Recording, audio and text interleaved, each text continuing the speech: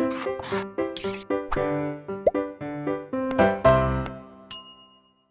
Everyone, welcome to blueprint digital. मेरा नाम तोशु चौधरी है और हम पढ़ रहे थे मैथ्स क्लास 11th का चैप्टर नंबर 9 अनुक्रम तथा श्रेणी यानी सीक्वेंस एंड सीरीज, जिसमें हम पढ़ रहे थे गुणोत्तर श्रेणी यानी ज्योमेट्रिक प्रोग्रेशन। ज्योमेट्रिक प्रोग्रेशन के अंतर्गत अपने लास्ट सेशन में हमने कंप्लीट किया ज्योमेट्रिक सीरीज के यानी गुणोत्तर श्रेणी के n पदों का योग तथा अनंत पदों का योग, और आज हम शुरू करने जा रहे हैं गुणोत्तर माध्य। तो शुरू करते हैं दो संख्याओं का गुणोत्तर माध्य यानी geometric mean of two numbers. Geometric mean यानी गुणोत्तर माध्य को इन शॉर्ट में हम बोलेंगे जीएम। जैसे अर्थमेटिक मीन को यानी समांतर माध्य को हम बोलते थे एएम, उसी तरीके से गुणोत्तर माध्य को हम बोलेंगे जीएम।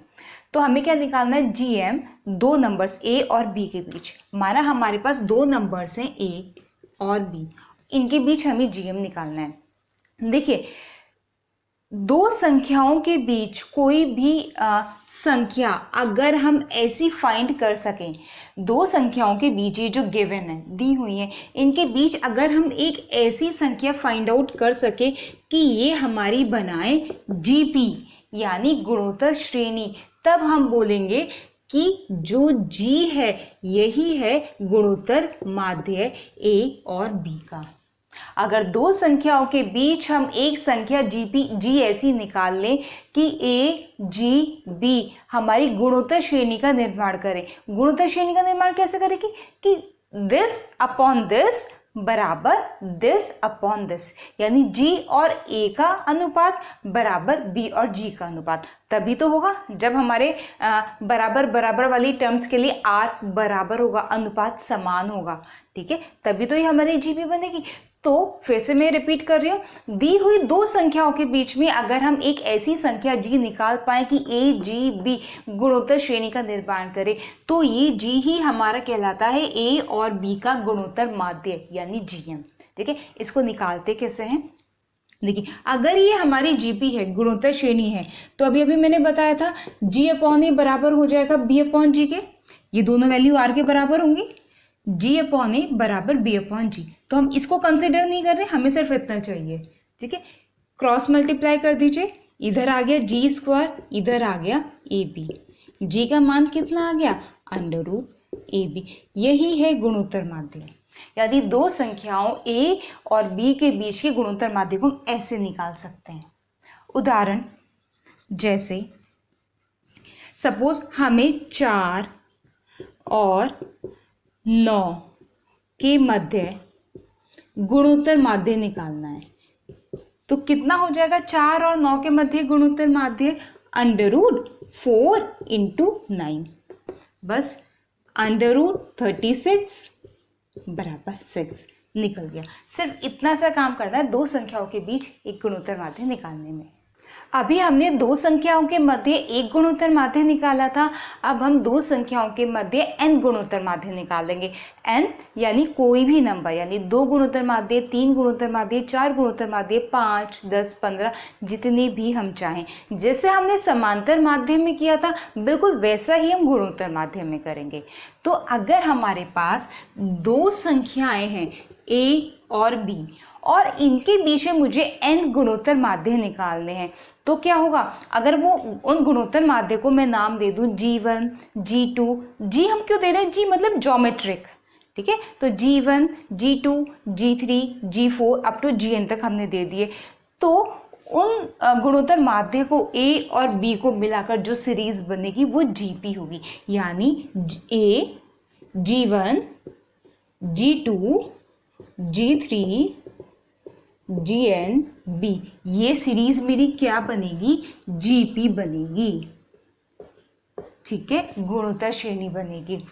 तो अगर मैं A और B के बीच n संख्याएं इस तरह की फाइंड आउट कर सकूं, इस तरह की ज्ञात कर सकूं कि ये जो पूरी सीरीज बनेगी ये एक गुणोत्तर श्रेणी बने, तो हम बोलेंगे ये G1 से लेकर Gn तक की जो संख्याएं हैं ये A और B के n गुणोत्तर माध्य हैं। ठीक है, अब बात आती है कि हम इसको निकाल लेंगे कैसे। ठीक है, वही करते हैं जैसे हमने अर्थमेटिक मीन में किया था। देखिए कितने पद है ये, n तो ये रहे g1 से लेकर gn तक, एक ये रहा और एक ये रहा, n+2 पद हो गए।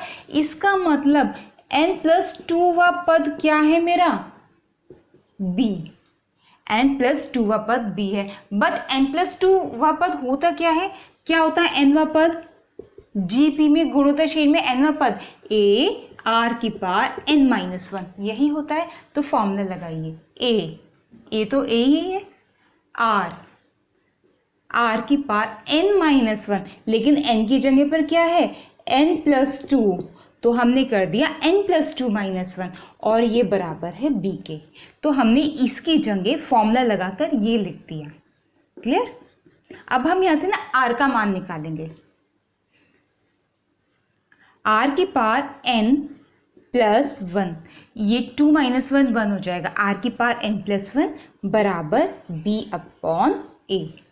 यहाँ से r का मान कितना निकल जाएगा, b/a की पावर n+1, ये निकल गया हमारा r का मान।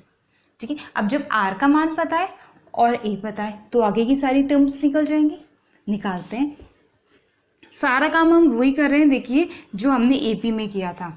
अगर आपने वो वाला सेशन देखा है कि हमने अर्थमेटिक मीन्स किस तरीके से ज्ञात किए थे, तो ये वाला तो आपको बहुत इजीली समझ आ जाएगा।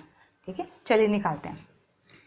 G1 अगर ये A है पहला पद और कॉमन रेशियो यानी सार्वनुपात R है, तो सेकंड टर्म यानी दूसरा पद कितना हो जाएगा, AR।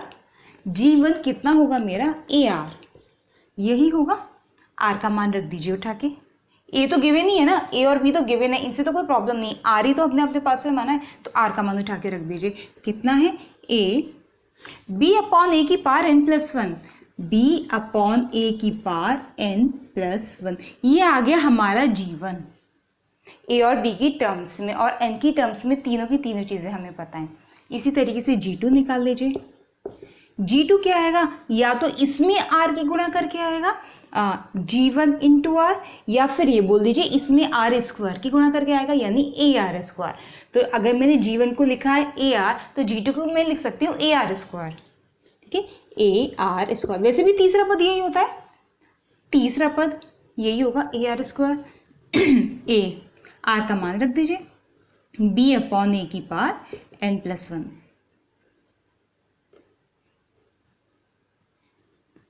Two into n+1। ठीक है, एक छोटी सी गड़बड़ हमने यहाँ कर दी, ये r की पावर n+1 है ना, यहाँ से r का मान निकालेंगे तो 1/n+1 आएगा। ठीक है, तो यहाँ भी 1/n+1 आएगा और यहाँ कितना हो जाएगा, 2/n+1।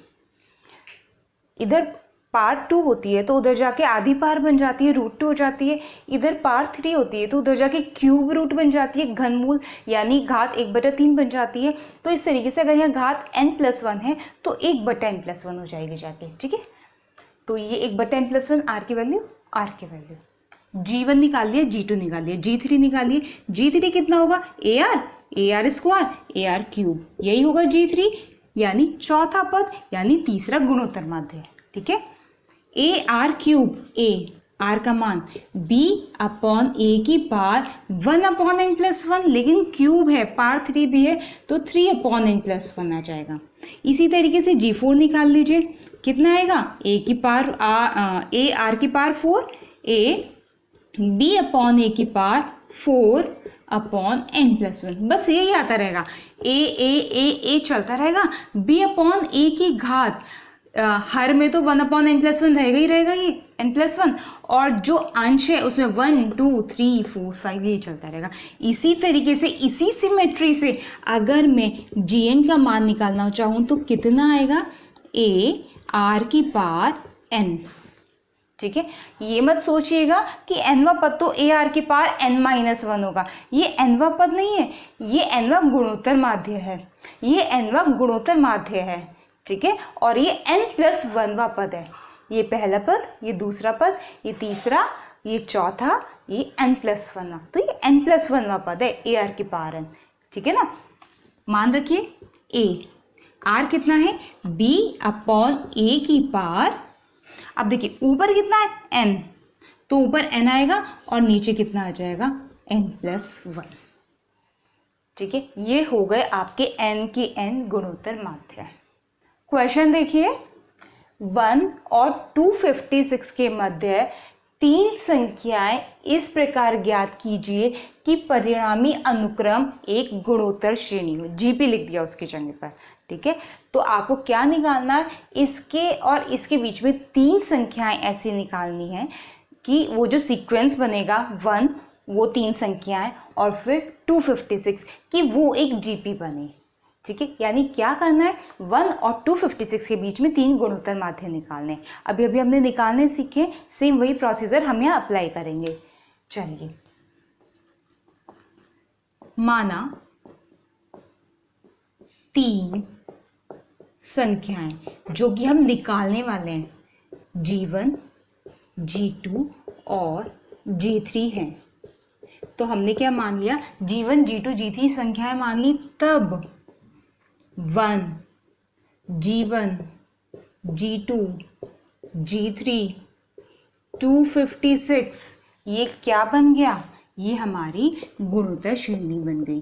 तब ये एक गुणोत्तर श्रेणी होगी। ठीक है, तब ये गुणोत्तर श्रेणी होगी, बन गई गुणोत्तर श्रेणी। अब यहाँ पर देखिए a कितना है, 1। ठीक है, a तो 1 है, ये तो गिवन है। अब हम मान लेते हैं, माना सार्वनुपात बराबर r, क्योंकि r का मान हमें निकालना पड़ेगा। r निकलेगा तब तो G1, G2, G3 निकलेंगे। a तो पता है ना, ठीक है, a भी पता है और लास्ट टर्म भी पता है, n भी पता है, 1 2 3 4 5, n भी पता है 5 है। ठीक है, r नहीं पता। ठीक है, अब आप देखिए यहाँ पर n कितना है, 5, या ये बोल दीजिए कि पदों की संख्या 5 है। जीपी में पदों की संख्या 5 है। ठीक है, अब देखिए 5वां पद A5 क्या है, ये है ना 256। A5 कितना है, 256 है। ठीक है, ये हमें दिया है A5 256। लेकिन A5 की जगह पर मैं क्या लिख सकती हूँ, nवां पद क्या होता है, a r की पावर n-1। तो A5 कितना हो जाएगा, a r की पावर 4, यही हो जाएगा, बराबर 256। बट a का मान तो 1 है, तो a का मान 1 रख दीजिए। कितना आएगा, r की पावर 4 बराबर 256। यहाँ से r का मान निकल गया 4, क्योंकि 4 × 4 × 4 × 4 256, r का मान 4 आ गया। -4 भी आ सकता है, क्योंकि यहाँ एक सम संख्या है ना, इसलिए जब यहाँ पर सम होता है तो 2 मान आ सकते हैं, प्लस का और माइनस का, यानी 4 और -4। हम 4 लेकर चलते हैं। ठीक है, आप -4 भी लेकर चल सकते हैं, आप दोनों भी लेकर चल सकते हैं। ठीक है, लेकिन ये देखना पड़ेगा जीपी किससे बनेगी। ठीक है, तो हम प्रीफरेंस इसी को देंगे। तो r का मान 4 हो गया। अब इसलिए G1 यानी दूसरा पद यानी AR, G1 यानी दूसरा पद यानी AR, A कितना है 1 और R कितना है 4, निकल गया हमारा G1। इसी तरीके से G2 यानी तीसरा पद यानी AR² यानी 1 × 4² और 4² यानी 16। तीसरा और लास्ट पद AR³ मतलब चौथा पद, तीसरी संख्या जो हमें निकालनी है, AR³, A यानी 1, R यानी 4 का क्यूब, 4 4 जा 16, 4 जा 64। तो क्या आ गए हमारी तीनों संख्याओं के मान, 4, 16 और 64। ठीक है, तो तीनों संख्याएं हमारी ज्ञात होगी, अतः हमारी अभीष्ट संख्याएं 4, 16 और 64 हैं। n का वह मान ज्ञात कीजिए जिसके लिए a की घात n+1 प्लस b की घात n+1 अपॉन a की घात n प्लस b की घात n a तथा b के मध्य gm यानी गुणोत्तर माध्य हो। तो क्या दिया है कि a और b के बीच में जो गुणोत्तर माध्य निकलेगा वो ये निकलेगा, लेकिन कब निकलेगा ये पूछा है। यानी n के किस मान के लिए ये वैल्यू √ab होगी। a और b के बीच का गुणोत्तर माध्य क्या होगा, √ab, अभी अभी डिफाइन किया था। तो √ab इसके बराबर होना चाहिए, ऐसा हमें n का मान निकालना है। ठीक है, यानी हमें क्या निकालना है, प्रश्नानुसार ए की पावर n+1 प्लस बी की पावर n+1 अपॉन ए की पावर n प्लस बी की power n root A B. ये इक्वेशन मेरी संतुष्ट हो जाए, इसके हिसाब से मुझे n का मान निकालना है, ये ज्ञात करना है। कुछ इसी से मिलता जुलता क्वेश्चन हमने समांतर श्रेणी में भी किया था, बट वहाँ पर क्या किया था, हमने यहाँ से अंदाज़ा लगा लिया था कि जैसे यहाँ पर हमें a की घात आधी है और यहाँ पर b की घात आधी है, तो यहाँ पर भी हमने a की घात वही बना ली थी जो इधर थी और यहाँ भी वही बना ली थी जो इधर थी। लेकिन यहाँ पर ना वो ऐसे हो नहीं पाएगा, क्यों? क्योंकि ये दोनों मल्टीप्लाई में है और ये दोनों प्लस में है। अगर मैं यहाँ पर आधी घात और यहाँ पर आधी घात बना भी लूँ, यानी n+1 की जगह मैं 1/2 रख भी दूँ, तो भी क्या होगा, तो ये a की power root a plus root b बन जाएगा। ठीक है, तो थोड़ा सा कॉम्प्लिकेटेड हो जाएगा, हमें सोचना पड़ेगा कि हमें n कैसे क्या मान रखें। तो बेटर यही है कि हमारे पास समीकरण है, इसको हम हल कर दें, जो भी n का मान निकलेगा निकल जाएगा। चलिए करते हैं। a की पावर n+1 प्लस b की पावर n+1 अपॉन a की पावर n प्लस b की पावर n। इसको मैं लिख दूँ a की पावर 1/2 b की पावर 1/2, इसको मैंने ये लिख दिया। ठीक है, अब ये नीचे वाला पार्ट अब मैं इधर लेकर जा रही हूँ। कितना आएगा, a की पावर n+1 प्लस b की power n+1 equals to a half b half, a की पावर आधी b की पावर आधी इंटू a की पावर n प्लस b की पावर n। ये आ गया, मैं इसको ऊपर ले गई वहाँ राइट में। आगे सॉल्व कर लीजिए। a की पावर n+1 प्लस b की पावर n+1 बराबर इसकी मल्टीप्लाई जब हम इसमें करेंगे तो यहाँ पर a है, यहाँ पर भी a है, आधार समान है तो घातें जुड़ जाएंगी, यानी a की घात कितनी आ जाएगी, 1/2 प्लस n, या बोल दीजिए n प्लस 1/2। ठीक है, b की घात तो 1/2 यहाँ पर है ही, 1/2 वो हमारी एज इट इज रहेगी क्योंकि यहाँ पर b नहीं है, तो इसकी गुणा इसमें हमने कर दी प्लस, अब इसकी गुणा हम इसमें करेंगे। कैसे, a की पावर तो 1/2 आ गई, क्यों? क्योंकि यहाँ पर a है, यहाँ पर a है नहीं। b की घात कितनी आएगी, 1/2 यहाँ और n यहाँ, आधार समान, घातें जुड़ जाएंगी, 1/2 प्लस n या फिर n प्लस 1/2। तो हमने कुछ नहीं किया, यहाँ पर इसकी गुणा अंदर की है, एक बार इससे की तो ये आ गया, एक बार इससे की तो ये आ गया। ठीक है, अब इस पूरे को इक्वल के इधर ले आइए और बराबर 0, यानी आप इसको जब इधर लेकर आएंगे तो ये बन जाएगा माइनस का और ये भी बन जाएगा माइनस का, बराबर 0। यही कर दिया, कोई प्रॉब्लम नहीं। ठीक है, अब देखते हैं इस वाले पद को और इस वाले पद को एक साथ लीजिए। a की पावर n+1, a की पावर n+12। अगर मैं इसमें से और इसमें से कुछ कॉमन लेना चाहूँ तो मैं क्या ले सकती हूँ, a की पावर n+12 मैं कॉमन ले सकती हूँ। क्यों? क्योंकि ये क्या है, a की पावर n+1 जो ये मेरा है, इसको मैं क्या लिख सकती हूँ, a की पावर n+12 प्लस हाफ, ये लिख सकती हूँ। a की पावर n+1 को a की पावर n प्लस 1/2 प्लस 1/2, और इसको मैं क्या लिख सकती हूँ, a की power n plus 1/2 into a की पावर 1/2, क्योंकि गुणा में घातें जुड़ जाती हैं, तो घातें जुड़ी हैं तो मैंने इनको गुणा में कर लिया। अब जब मैं इसमें से और इसमें से कॉमन लूँगी, यानी a की पावर n+1 में से a की पावर n+12 बाहर लूँगी तो अंदर क्या बचेगा, a की पावर हाफ। ठीक है, तो इसमें से मैंने a की पावर n+1/2 कॉमन ले लिया, तो मेरे पास यहाँ पर अंदर बचा a की पावर 1/2। सिमिलरली जब इसमें से a की पावर n+1/2 कॉमन लूँगी तो पूरा आ गया, सिर्फ b वाला पार्ट बचेगा, कितना, माइनस b की पावर 1/2। ठीक है, बिल्कुल वैसे ही हम अपनी बची हुई जो दो टर्म्स है इनके साथ करेंगे। b की पावर n+1, यहाँ है b की पावर n+1/2, तो b की पावर n+1/2 कॉमन ले सकती हूँ, जैसे यहाँ लिया था। कितना आएगा, b की पावर n+1/2।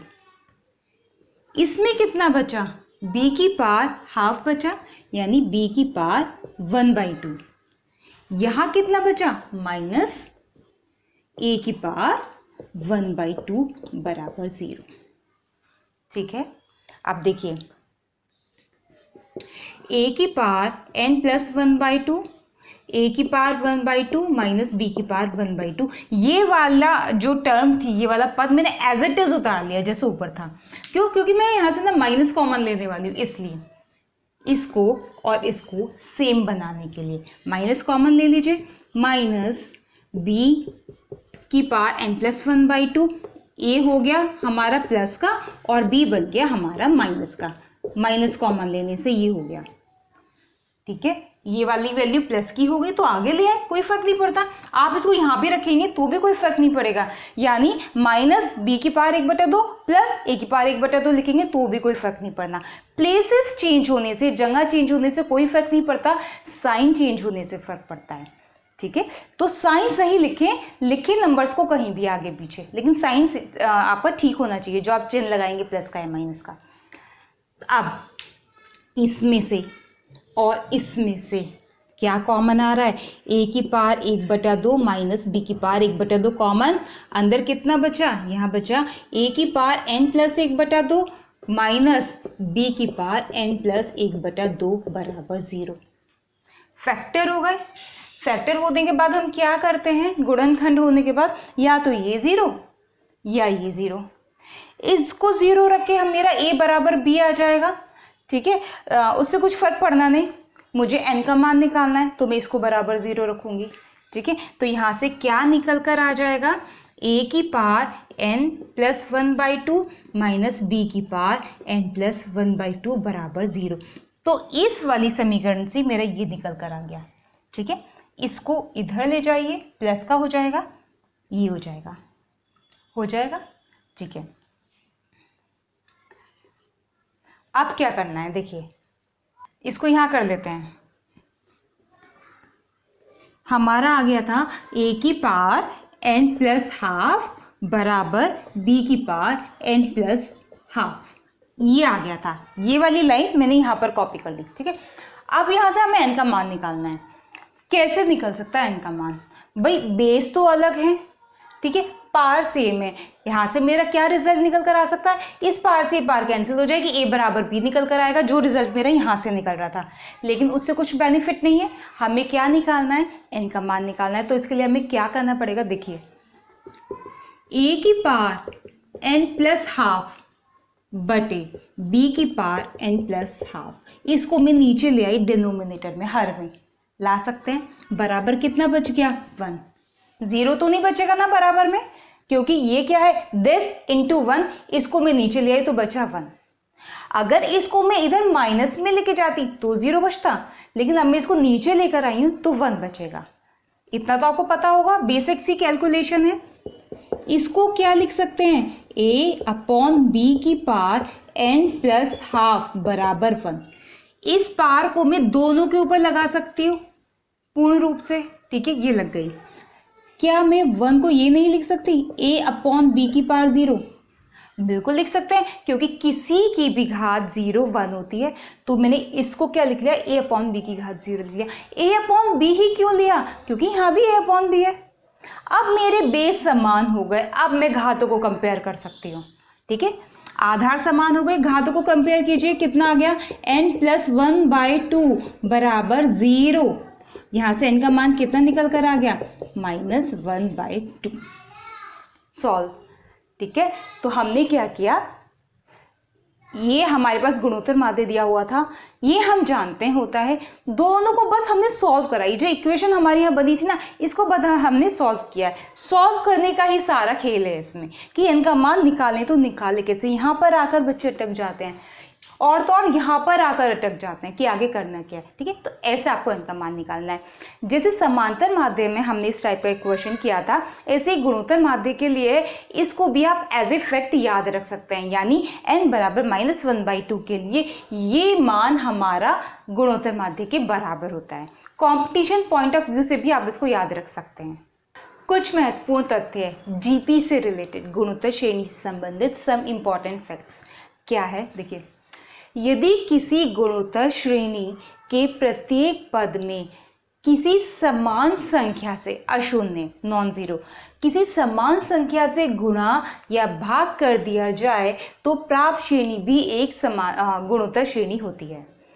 अगर आपके पास कोई जीपी दी हुई है, माना ये दे दी 3 स्क्वायर 3 क्यूब 3 4, ये कोई जीपी दे दी, ठीक है, और इसमें किसी समान संख्या से गुणा कर दी जाए या भाग कर दिया जाए, दोनों कंडीशन लेते हैं 1 बाय 1। सपोज हमने इसे 2 से मल्टीप्लाई कर दिया तो यहाँ क्या बनेगा 2 इंटू 3, यहाँ कितना बनेगा 2 इंटू 3 स्क्वायर। मैं पूरा गुणा करके रिजल्ट नहीं लिख रही हूँ, सिर्फ गुणा कर रही हूँ, है ना। 2 इंटू 3 क्यूब 2 इंटू 3 4, ये श्रेणी बन जाएगी। तो इन्होंने क्या बोला, अगर आप किसी समान संख्या से गुणा कर दें तो जो प्राप्त श्रेणी होगी ये वाली, ये भी एक जीपी होगी। क्या ऐसा है? बिल्कुल है। दिस अपॉन दिस 3 था, दिस अपॉन दिस 3 था, दिस अपॉन दिस 3 था। इसी तरीके से दिस अपॉन दिस 3 है, 2 से तो 2 कट ही जाएगा। This upon this 3, this upon this 3, तो हो गई ना ये जीपी। और वो भी समान सार्वनुपात के साथ। इसका सार्वनुपात भी 3 था, इसका सार्वनुपात भी 3 है, ठीक है। इनके सार्वनुपात में भी कोई डिफरेंस नहीं हुआ। हाँ, पद चेंज हो गए हैं भाई, सब में गुणा होंगे तो पद तो चेंज हो जाएंगे, लेकिन सार्वनुपात वही है। अगर भाग कर दिया जाए, गुणा ना करके अब हम क्या कर रहे हैं, भाग कर रहे हैं। 3/2, 3 square upon 2, 3 cube upon 2, 3 4 upon 2 and so on. क्या ये जीपी है? दिस अपॉन दिस 3 आएगा, दिस अपॉन दिस 3 आएगा, क्योंकि 2 से 2 कट जाएगा हर बार। दिस अपॉन दिस 3 आएगा। तो ये भी एक जीपी है और इसका सार्वनुपात भी वही है जो हमारी पहले वाली जीपी का था। यानी अगर किसी जीपी के प्रत्येक पद में किसी समान संख्या से गुणा या भाग कर दिए जाए तो प्राप्त श्रेणी भी एक जीपी होती है, और वो भी समान सार्वनुपात के साथ, ठीक है। सार्वनुपात समान बना रहता है। यहाँ पे एक टर्म लिखी हुई है, ये अशून्य, एक वर्ड लिखा हुआ है अशून्य। इसका मतलब जिस संख्या से हम गुणा या भाग करेंगे ना, वो 0 नहीं होना चाहिए।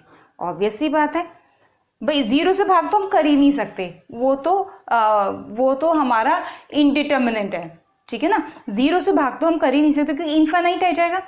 और ये इसमें अगर हमने 0 से गुणा कर दी तो सारे के सारे पद 0, ठीक है। तो गुणोत्तर श्रेणी का कुछ अस्तित्व भी नहीं रह जाएगा। तो जिस संख्या से हम गुणा कर रहे हैं, भाग कर रहे हैं, वो हमारी अशून्य होनी चाहिए। नेक्स्ट, 2 जीपी के संगत पदों को गुणा या भाग करने पर प्राप्त श्रेणी जीपी होती है। 2 श्रेणियां हैं, उनके संगत पदों को, यानी पहले पद को पहले पद से गुणा करने पर, दूसरे पद को दूसरे से, तीसरे को तीसरे से, चौथे को चौथे से एंड सो ऑन। ऐसा करने पर जो श्रेणी हमें मिलेगी वो भी जीपी होती है। चेक कर लेते हैं इसी के एग्जांपल से। एक श्रेणी ये रही, एक श्रेणी ये रही, ठीक है। दोनों की गुणा कर दीजिए, कितना आएगा 9/2, कितना आएगा भाई 3 स्क्वायर कर दीजिए, क्योंकि 3 की पावर में आएंगे ना सब। 3 स्क्वायर अपॉन 2 गुणा करके कितना आएगा 3 की पावर 4/2, गुणा करके कितना आएगा 3 की पावर 6/2, गुणा करके कितना आएगा 3 की पावर 8/2। चेक कर लीजिए क्या ये जीपी है या नहीं है। दिस अपॉन दिस 3 स्क्वायर यानी 9 आएगा, दिस अपॉन दिस 3 स्क्वायर यानी 9 आएगा, दिस अपॉन दिस 3 स्क्वायर यानी 9 आएगा। तो ये भी हमारी जीपी है, ठीक है। तो 2 श्रेणियां थी भाई, इसका कितना था कॉमन रेशियो, ठीक है, सार्वनुपात कितना था 3 था, इसका भी 3 था, और इसका कितना था, इसका 9 था। यानी इसका सार्वनुपात ऐसा नहीं कि इसके जैसा ही है, इसके जैसा है, ठीक है, इनसे अलग होता है। ये तो गुणा करने, ये तो मैंने इन दोनों को गुणा किए, भाग करेंगे तो भी यही रहेगा, ठीक है। भाग करने में भी ये कंडीशन बनी रहेगी। किसी जीपी के पदों के व्युत्क्रमों से बनी श्रेणी भी जीपी होती है। कोई भी जीपी ले लीजिए, ये ले ली हमने जीपी, यही वाली, ठीक है। इनके पदों के व्युत्क्रमों से बनी श्रेणी, पहले पद का व्युत्क्रम 1/3, दूसरे पद का व्युत्क्रम 1/3 स्क्वायर, तीसरे पद का व्युत्क्रम 1/3 क्यूब। तो ये जो मेरी बनेगी श्रेणी, ये भी हमारी जीपी होगी, बिल्कुल होगी। ये जीपी है, दिख रहा है, this upon this 1/3, this upon this 1/3, this upon this 1/3। तो ये भी हमारी जीपी है, ठीक है। इसका जो हमारी ओरिजिनल जीपी थी, इसका आर 3 था, इसका आर कितना है 1/3, ठीक है। आर भी इसका व्युत्क्रमानुपात आर भी इसका कितना हो जाएगा, रेसिप्रोकल हो जाएगा, ठीक है। तो व्युत्क्रम हो जाएगा। अगर आर का मान यहाँ 3 है तो आर का मान यहाँ 1/3 है, 1/3 है। तो ये थे हमारे कुछ इंपॉर्टेंट फैक्ट्स गुणोत्तर श्रेणी से संबंधित, ठीक है। अब जब हमने समांतर श्रेणी पढ़ी थी तो हमने उसमें कुछ ऐसा पढ़ा था कि हमें समांतर श्रेणी में 3 पद लेने हैं तो हम कैसे लेंगे, 4 पद लेने हैं तो कैसे लेंगे, 5 पद लेने हैं तो कैसे लेंगे, ठीक है। इसी तरीके से हम यहाँ भी देख लेते हैं क्योंकि उनकी ज़रूरत पड़ती रहती है। देखिए, अगर आपको गुणोत्तर श्रेणी में 3 पद लेने हैं, 3 पद लेने हैं, तो हम उनको ले सकते हैं A/R, A/R, ठीक है। दिस अपॉन दिस आर आएगा, दिस अपॉन दिस आर आएगा, ठीक है। ये देख लेना चाहिए ना कि कॉमन रेशियो सेम आ रहा है नहीं आ रहा, कभी कुछ गड़बड़ हो जाए। तो 3 पद लेंगे तो इस तरीके से लेंगे, 4 पद लेंगे तो कैसे लेंगे, A/R³, A/R, AR, AR³। This upon this R², this upon this R², this upon this R²। इसका सार्वनुपात कितना है, R² है ना, R नहीं है, R² है, ठीक है। 5 पद लेंगे तो A/R², A/R, AR, AR²। ये 3 पद थे ना, इसी में एक पद तो इधर बढ़ा दिया, एक पद इधर बढ़ा दिया, 5 पद हो गए। यानी जब हमें ऑड टर्म्स लेनी हो, विषम पद लेने हो, 3, 5, 7, 9, तो हम इस तरीके से लेंगे जिसका कॉमन रेशियो R होगा, सार्वनुपात R होगा। और जब हमें 4, 6, 8 यानी सम पद लेने हो तो हम इस तरीके से लेंगे जिसका कॉमन रेशियो R² होगा, ठीक है। 4 पद का देखा, 6 पद का भी देख लीजिए एक बार। 6 पद लेने होंगे तो हम कैसे लेंगे, एक पद इधर ऐड कर दो, एक पद इधर ऐड कर दो, कितना आएगा, A/R⁵, A/R³, A/R, AR, AR³, AR⁵। ये हो गए हमारे 6 पद, क्लियर। तो ऐसे चूज करते हैं हम गुणोत्तर श्रेणी में पद, समपद हो तो ऐसे और विषम पद हो तो ऐसे। तो बच्चों, आज हमने पढ़ा दो दी गई संख्याओं के बीच एक गुणोत्तर माध्य पद या एक से अधिक यानी n गुणोत्तर माध्य पद कैसे ज्ञात किए जा सकते हैं। आज इसी के साथ हमारा गुणोत्तर श्रेणी खत्म होता है और हम अपने नेक्स्ट सेशन में स्टार्ट करेंगे कुछ विशेष श्रेणियां और उनके पदों का योगफल। आज की वीडियो के ऊपर बेस्ड आपका क्वेश्चन है ये 3 तथा 192 के मध्य 2 गुणोत्तर माध्य पद ज्ञात कीजिए। ये A, ये B, यानी 3 और 192 के बीच में आपको 2 गुणोत्तर माध्य पद ज्ञात करने हैं। बच्चों, साथ के साथ आपको ये भी बताना है कि आपको हमारा आज का वीडियो कैसा लगा। वीडियो अच्छा लगा हो तो do like, share and subscribe. मिलते हैं नेक्स्ट वीडियो में। Till then, bye bye.